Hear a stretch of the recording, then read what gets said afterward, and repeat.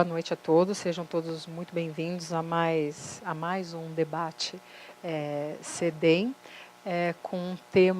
hoje com o tema Contradições da Direita Contemporânea, um tema particularmente importante e pertinente diante da conjuntura político-social atual do nosso país, diante de todos esses movimentos e manifestações e reações diversas que vêm acontecendo nos últimos meses, ou nos últimos mais que 12 meses, por assim dizer, né? Eu fiquei meio atrapalhado para chegar aqui, porque eu segui o caminho de táxi pela República, e os professores estão cercados pelas polícias que cercaram as ruas, e eles estão com alto-falantes se manifestando. Tanto aqui como no Paraná, nós temos uma severa repressão, toda repressão é severa, em que o PSDB está à frente, mas com o discurso do PSDB não é repressão, é apenas contenção da ação das massas, né? Assim como falta d'água é crise hídrica. Então, nós vivemos um planeta, um mundo, onde a direita se apossou do planeta, né? O capital não só nos governa em termos de estrutura econômica, mas também nos governa em termos ideológicos, em termos de valores, em termos de controle até das festas das pessoas. E a nossa tarefa aqui é uma tarefa difícil, porque nós pegamos aspectos específicos, singulares. No meu caso, eu estudei o integralismo do Barroso, seguindo um velho professor, né, José Chazin, já falecido, e ele tinha feito o integralismo do Plínio Salgado. Eu, na época, queria fazer o Miguel Reale, e ele falou, olha, você não tem a formação jurídica, eu acho melhor você tentar o Barroso, né? E assim nós fizemos uma tentativa de compreensão de alguns autores, e depois, na própria PUC, eu tive a oportunidade de orientar alunos sobre o próprio Reale, né, sobre Obiano de Mello e outros autores, o Sombra, né, e que a ideia era, depois de uma longa leitura de autores, tomar como, vamos dizer assim, reconhecimento do mundo o que era o integralismo, né? Então, nós partimos por atores do integralismo, diferentes, com diferentes perspectivas, né? Os integralismos. Vocês sabem que o integralismo, a ação integralista brasileira, criada em 1932, era uma frente de direitas que acoplava, inclusive, num dado momento, setores também díspares, né?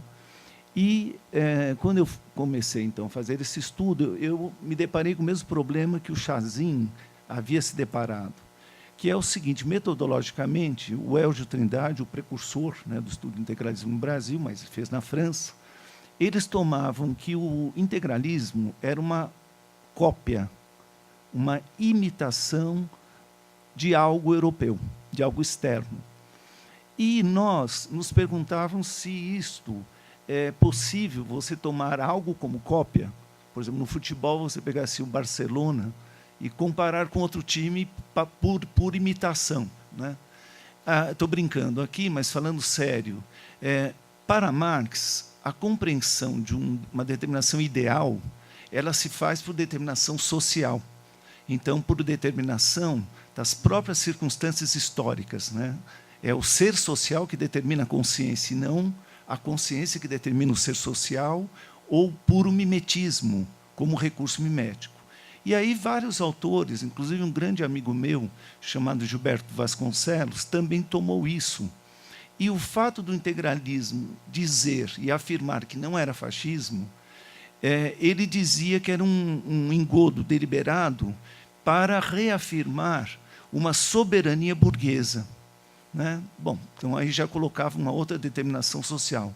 E porque, pegando aquela ideia do nosso grande Roberto Schwartz, as ideias fora do lugar, o integralismo era uma determinação ideológica de segundo grau.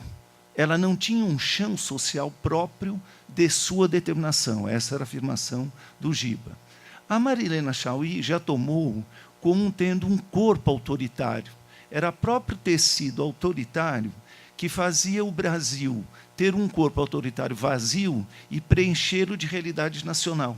Diversas das linhas, né, que a gente busca seguir, ao fazer a pesquisa, ao buscar entender essas formas conservadoras de pensamento e atuação, ele facilitou um pouco o meu trabalho.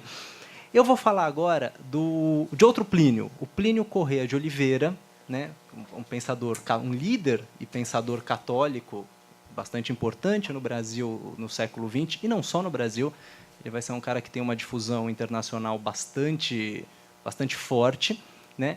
Ele é o fundador da TFP, da Sociedade Brasileira de Defesa da Tradição, Família e Propriedade, mais conhecida como TFP.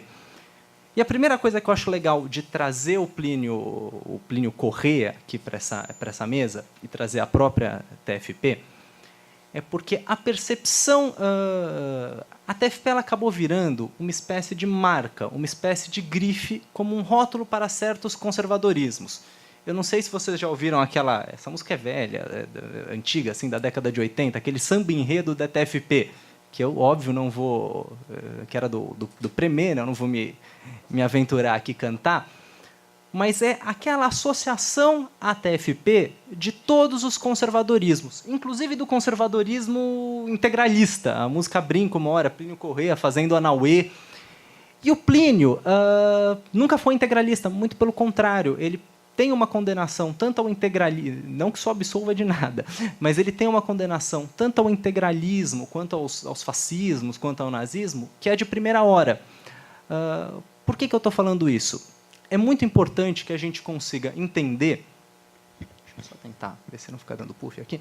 É muito importante que a gente consiga entender isso, entender a real configuração de cada um desses conservadorismos que a gente está apresentando aqui hoje, para que a gente consiga entender como eles mobilizam certos setores sociais. Ou seja, que função essa visão de mundo vai cumprir. Eu defendo que o Plínio tinha uma visão de mundo articulada, coerente.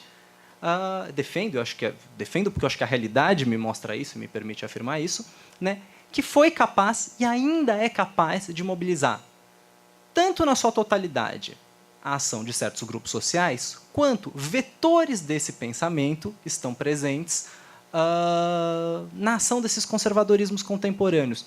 Partindo desses pressupostos, né, de que não existem ideologias inocentes, porque todas as ideologias cumprem uma função no interior dos embates de classe, eu vou tentar ir pensando também o itinerário do Buzaide ao longo da história. Então, a gente descobriu, a partir dessa escavação, que antes de chegar à Faculdade de Direito do Largo São Francisco, ele já era integralista no interior de São Paulo, em Jaboticabal, num colégio integralista que o Plínio referencia e homenageia, de Jaboticabal.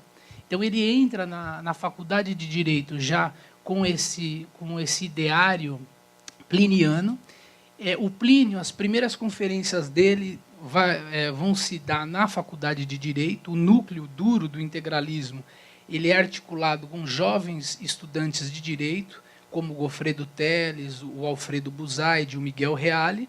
E o Miguel Reale se engaja, então, nos embates da década de 30, no integralismo do Plínio Salgado. Antes ele participa da chamada Revolução na Guerra Civil de 32 em São Paulo, no corpo de voluntários. E como o professor colocou, ele mantém essa tese pliniana do capitalismo como grande mal, que levou ao materialismo e vai levar à desembocada da aniquilação da igreja da face da terra. Ele, então, perfila o integralismo ao longo da década de 30, quando o integralismo é extinto por ato do Getúlio Vargas, ele e o Miguel Reale, articuladamente, mas cada um na sua seara, vão passar a se dedicar aos estudos acadêmicos aqui na Faculdade do Largo São Francisco. E o Buzaide vai se destacar como um grande processualista, um expert em processo civil, que é o código que regula o Código Civil, que é o mais fortemente proprietarista dos códigos, e ele se consagra, então, ao longo das décadas de 40 e 50, numa propositura de racionalização do processo, sempre nessa atuada antiliberal e anticomunista. Ou seja, ele acha, por exemplo, que a divisão tripartida dos poderes legado pelo liberalismo já não atende às necessidades do século, ao surgimento do proletariado, na entrada dele na cena histórica, e ele compõe esse ideário dele no campo da processualística civil, sobretudo na década de 40 e 50.